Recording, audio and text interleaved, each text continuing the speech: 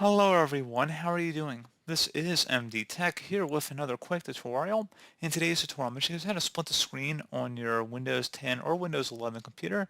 So if you want to split your screen up into as many as 4 different quadrants, I'm going to show you guys how to do that. It's good for multitasking as well as if you want to see multiple windows at the same time. I'm going to show you guys how to do that, and we're going to go ahead and jump right into it. So basically it's just Windows arrow, by the way, so most of you guys probably already are familiar with that, but some people might not, so I just wanted to make a brief tutorial about it. So anyway, let's go ahead and actually open up 2 different windows here.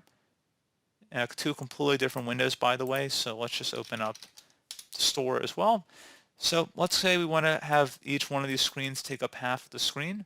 Just drag the top bar of the window over to the far left or right side or top, depending on what side of the screen you want it to take over. And then you could select the other window in the other quadrant here, just left click on the center active button. It would open up in there. Alternatively, you could just drag this window also over just to the far right side as well. And you could do this for up to 4 different icons as well. So if you have 4 different programs, you can use 4 different corners of your screen. So pretty straightforward process there, guys. Do hope I was able to help you out, and I do look forward to catching you all in the next tutorial. Goodbye.